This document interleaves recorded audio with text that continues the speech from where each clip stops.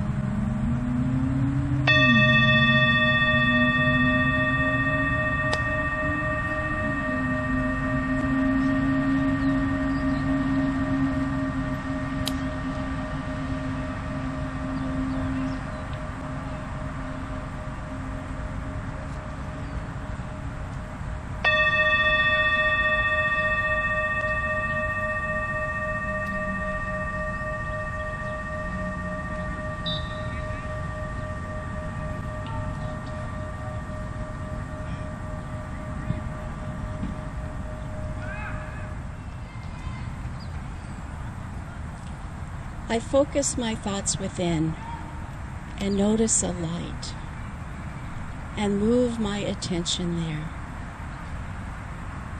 It is the presence within that expands and grows and fills my vision with itself. And as I recognize my true self, I know this presence is the one life that is everywhere present, in all things, and is here today as living beyond limits. Looking through the eyes of the presence, I see love expressing itself everywhere, in people and in all the activities each one of us participates in during the day. Love, the energy of life, which is patient and kind, that opens our hearts to a greater loving presence in life and in the world. And recognizing love is here right now, It blesses the activities of today as we celebrate the good in ourselves and in each other. I bless Reverend Jennifer, for her talk opens us to new ways of looking at life, and we take with us exactly what we need from her talk to live in love and joy. I bless everyone here today and all people, and know good is unfolding, renewing our faith and love in each other and in the world. And so it is. Good morning, everyone. Good morning. My reading today is from 365, Science of Mind by Ernest Holmes. It's entitled, The Divine Presence Within Me is My Authority. And it goes like this. The divine presence within each of us is both the center and circumference of our being. It is the infinite presence that inhabits eternity and finds a dwelling place in our own consciousness. We recognize it as the only authority there is. We know we are one with it and in it, for there is no separation from it. Our own consciousness is the very depth and height of its being and is one with all that is. There is an infinite self-knowingness, which we call the Spirit. It is ruled by law and impelled by love. Each of us is an individual center in it. We are rooted in the One, which produces limitless variety. Therefore, God is uniquely individual and uniquely personal to each of us. Let us keep our thoughts turned to the divine presence within and within one another, deeply desiring that we become more aware of the love we have for one another and the world. May our consciousness be open to a deeper understanding of life. In the beauty and quiet of this moment, I commune with the divine presence. The certainty of love and friendship flows into my consciousness, and I feel a deep peace. I give thanks for my increasingly beautiful life, and so it is.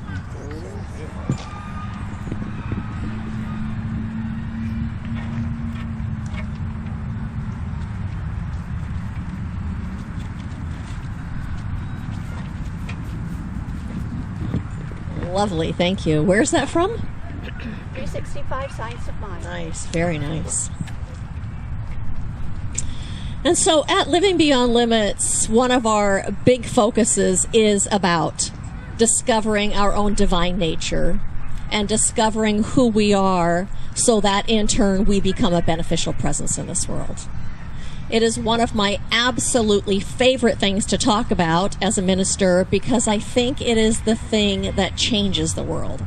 I think it is the thing that heals the divides and that makes life better for us individually as well as for humanity collectively.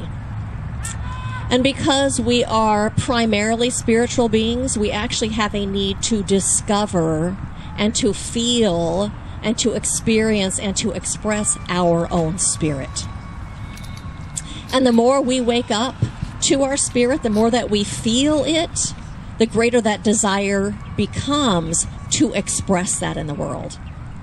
Because really it feels like, to me, there's nothing more satisfying than when we are actually coming from our spirit.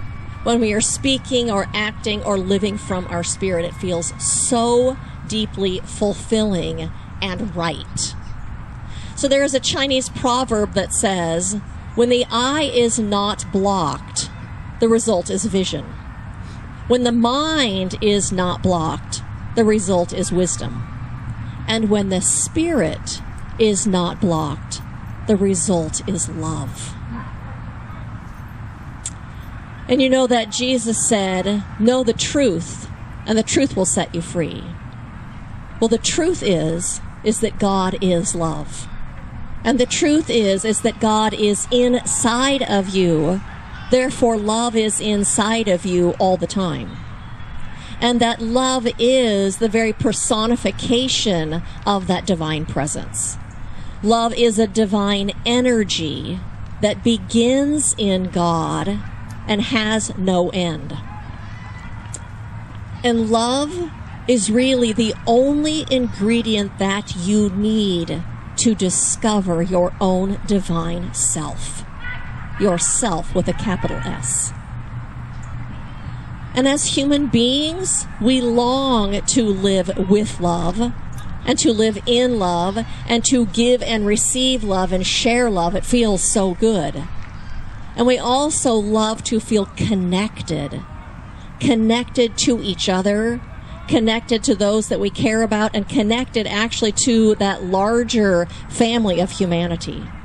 In fact, isn't that exactly why we're here in the park, really, instead of home watching this on a video? Because we love to experience that connection that we have with each other. It feels so good. And I think during COVID, I think we all have discovered how important that connectedness is and feeling connected to each other.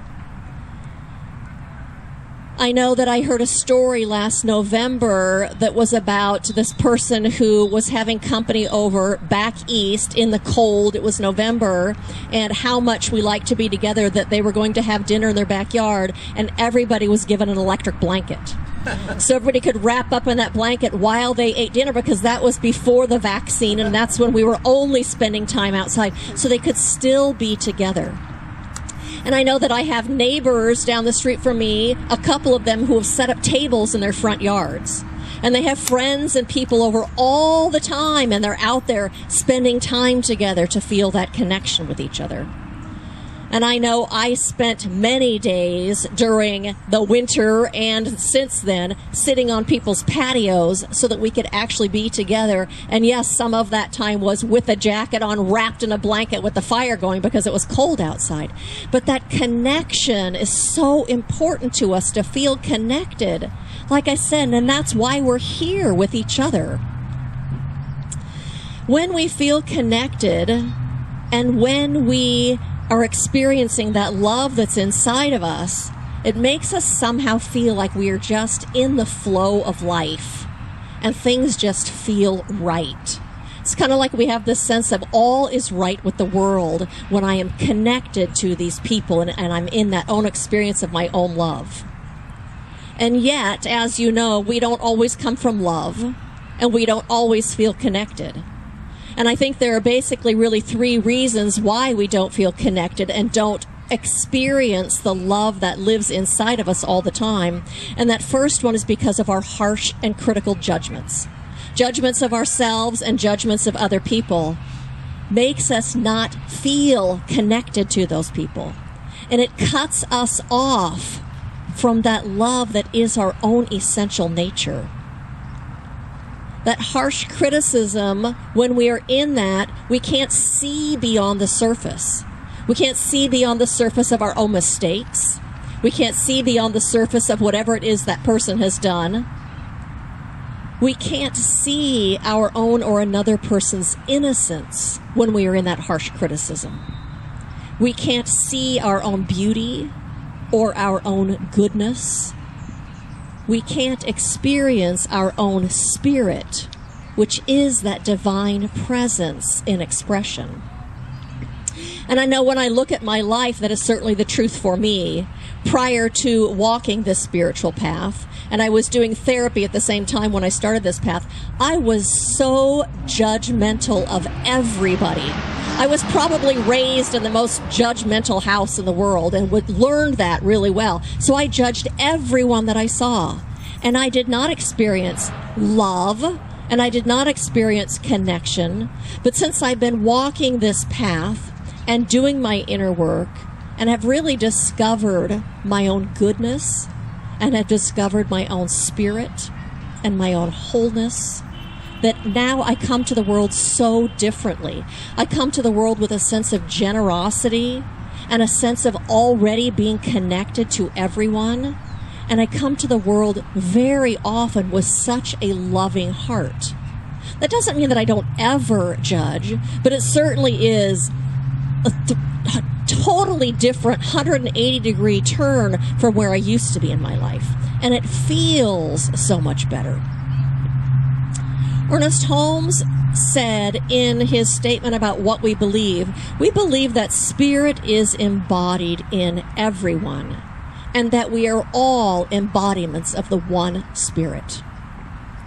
We are each embodiments of that divine presence, that which the scientists call pure energy, and which the philosophers call infinite intelligence, what theologies call God, or the Tao, or Yahweh, or Spirit, or love. In Hinduism, it is said that Brahman is Atman, and Atman is Brahman. The source, the one, consciousness itself, God, is the soul, or the true self, or our own essence. And I was reading on a website called worldreligionsprofessor.com. He was explaining that Brahman is Atman and Atman is Brahman. He says it basically means that in our deepest selves, we are divine. All living things are divine in their deepest selves. Now, that divine self may be hidden or covered over by hatred, envy, fear, or other negative things, but it is there nonetheless, and it is our true and eternal selves. In John 4:8, it says, God is love. And it goes on to say that when we live in love, the divine lives in us. When we live in love, we experience the divine of our own nature. We experience our true nature. And the second thing that keeps us from feeling connected to people and that keeps us from experiencing the love that lives inside of us is seeing people as other.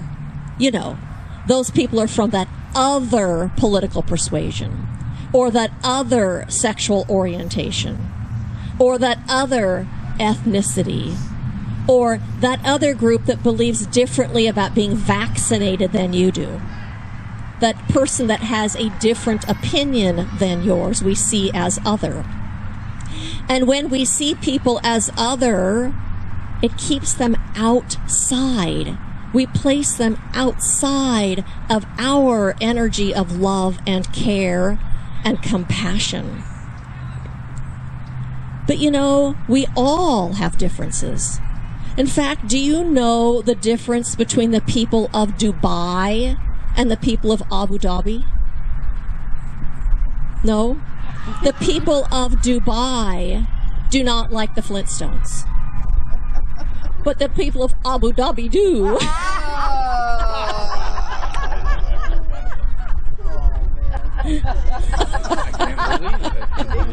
Abu Dhabi do. Otherness erects a wall between us and the other person. Otherness closes us off from the experience of love that is always inside of us. It closes us off from experiencing our own spiritual nature. It closes us off from experiencing oneness and from living in the experience of the truth of oneness. Did you see recently online the picture of an orangutan and a geologist in Indonesia? And if you haven't seen it, the geologist has fallen into this mud pool, and he's like a little more than waist deep. And there's an orangutan with his big long arms standing at the edge of the pool, reaching his hand out to help the geologist out of the mud pool. And it's fabulous. And we love seeing that kind of thing because it reminds us and it speaks to our hearts of our interconnectedness. It speaks to our hearts of brotherhood. It speaks to our heart of caring and reaching out and how important that is. But ultimately, it speaks to our heart of love and tells us, regardless of what it is, love is the answer. And so this week, Colleen, my partner, took her dad to a doctor appointment.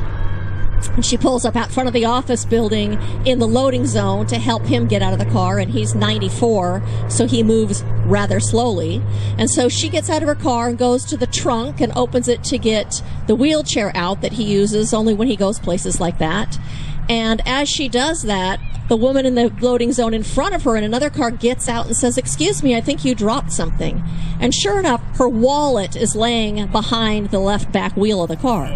So how grateful is she? So she gets her wallet and she goes and she helps her dad get out of the car and pushes him into the building, and then comes back out so that she can move the car into the parking place.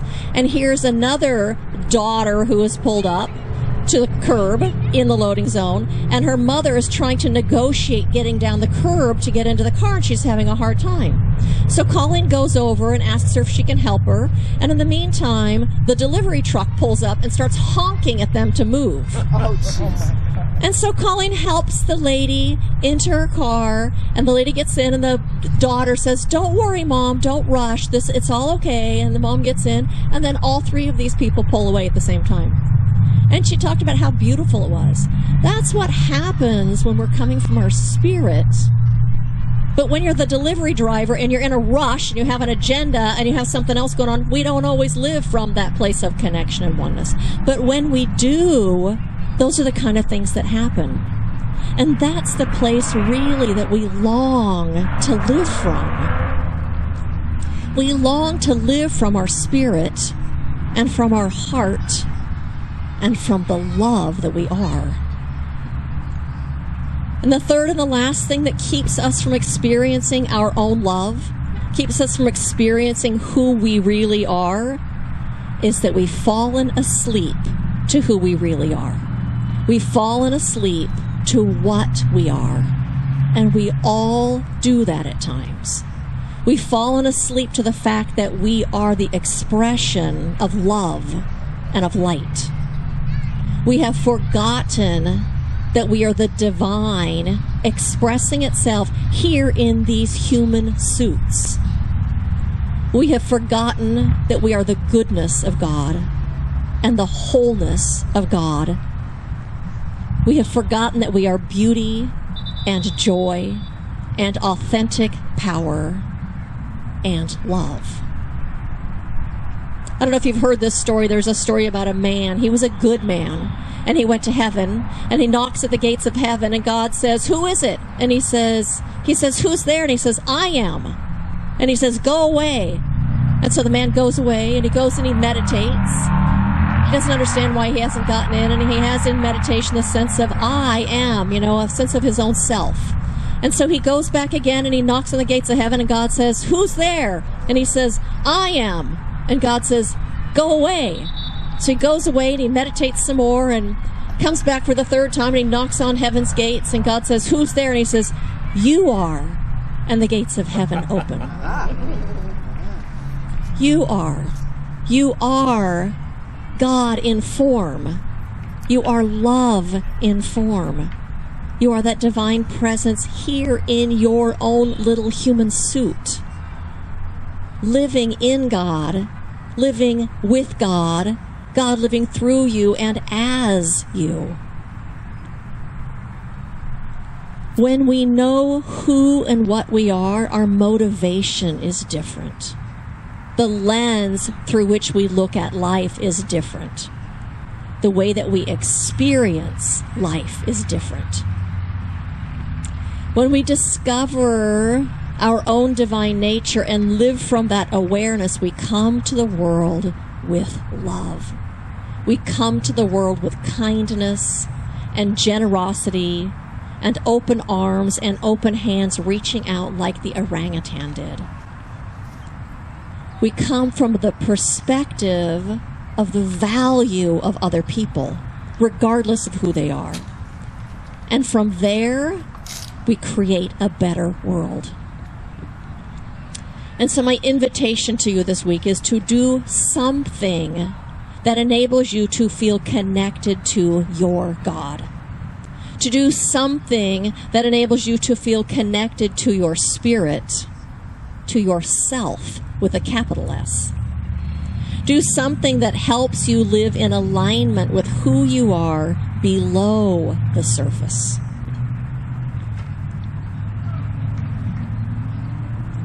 Something that helps you discover and live in alignment with who you are behind this physical body. Sing, pray, dance, spend some time in nature, watch a sunrise, read something inspiring, meditate, come to church, love someone. And then I have a little practice that you can do also, that as you walk through your front door, in or out, just pause and to say to yourself, it is not me who lives. It is the life of God that is me that lives. And so will you say that after me? It is not me who lives. It is not me who lives. It is the life of God that is me that lives. It is the life of God that is me that lives. Remind yourself of what you are. It will change the way you see the world. Remind yourself of who you are and whose you are and what you are doing here on planet Earth.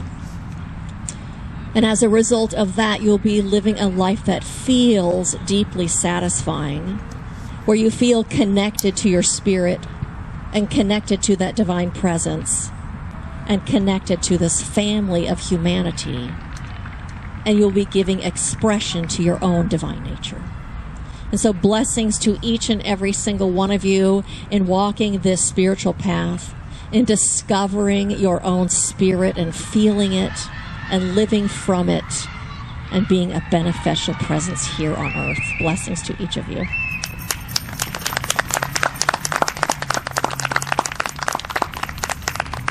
And so I invite you to join me in an affirmative prayer. And so I begin simply by recognizing that there is only one infinite presence, and that infinite presence is a presence of love and a presence of peace. It is the truth of wholeness. It is life itself, and it is everywhere present. It is in and through and around everything. I see it in the trees and in the birds. I see it in my own heart. I see it in my fellow human beings. I see that presence everywhere I look, for the divine permeates all things, gives way to itself in all things, and expresses itself as all things. For the divine is everywhere I look and everywhere I don't look. And so I know that we are each incarnations of that most high presence. Incarnations of love itself. Incarnations of wisdom and truth and oneness and connectedness. For we are each part of the whole, a piece of the pie. Here, living this human life as expressions of the divine one, expressions of love.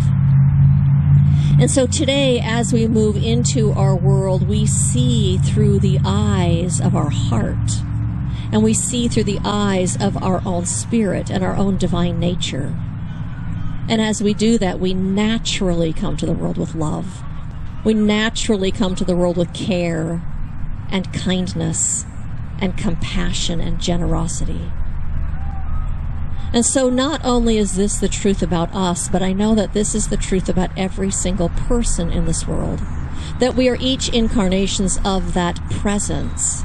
And so I speak this word right now, claiming and knowing that that presence is alive and awake in each and every single person. that presence leads each person's hearts into a path of good, into a path of collective good. For we have all come here together for a purpose on this earth. And that presence is unfolding through us as that purpose. And so I know that healing is happening.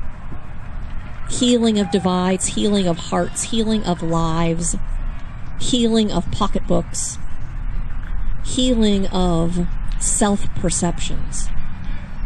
For the divine is here and active. And so I release this prayer into the creative law of the universe, knowing that it is unfolding itself simply because we have put our attention on it. We have created an opening for that good to unfold. And so I release this word in faith and conviction and in gratitude. And I invite you to join me in saying, and so it is. And so our practitioner Barbara is going to come lead us in a affirmation that's on your handout.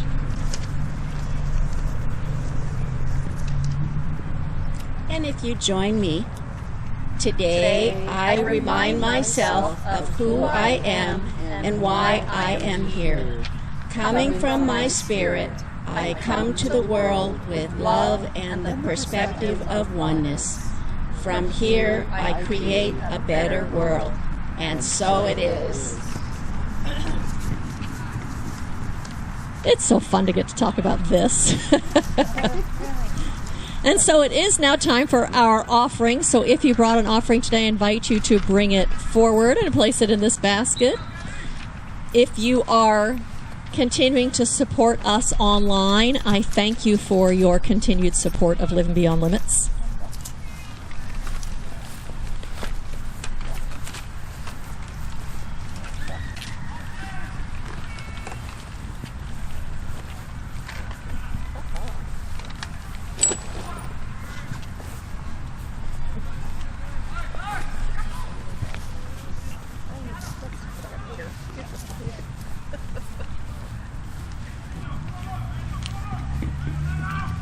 And so I invite you to join me in a blessing of this offering. And so it is with a grateful and full heart that I bless this offering, that I bless this community, that we send a blessing out into this world. And for that, I am grateful. And I say, and so it is. So I have a couple of announcements for you. One is that we have an upcoming class that starts this week. If you still would like to sign up, I brought workbooks today to hand out. You can do that. It's going to be an 8-week class held on Tuesday evenings from 7 to 8:30 or 9 on Zoom. Talk to me if you want to. There's a book that's called Treat Yourself to Life by Raymond Charles Barker that is the book that we'll be using for the class. So if you are signed up for the class and you want your workbook, Barbara has the workbooks. And if you want to haven't ordered the book, she told me she actually has an extra book. Okay, here's the big news. We are going to start meeting indoors on October 24th at Skylinks. They have a beautiful room that we're going to be able to use with a patio. So we will be masked while we are indoors. We're going to get to have musicians and have a service like we used to have. And then we can have coffee on the patio afterwards and take our masks off and be together in community, both indoors and outdoors. So put that on your calendar, March 24th. I was thinking March. Yeah, October 24th. I don't know where March came from. I was thinking, too, David was very sweet in our praying today, giving this park so much thanks for supporting us. And I'm thinking maybe the last day in the park we'll do some ceremony around that, around gratitude for being supported by life itself and by this park. So to let you know, too, I think you all know we have prayer support. Practitioners are happy to pray with you after church. If you have a prayer request, if you will give it to Barbara Conant, she will send it to the practitioners, and we will support you during the week. And if you are not on our email list and would like to get notice of things that are going on, would you please write your email address on this little piece of paper or tear something off and hand it to Ray Bunch, and he will get you on that email list. And that's it for my invitations. Know that you are loved and that we are so happy that you are here and part of this family, and we will see you here next week.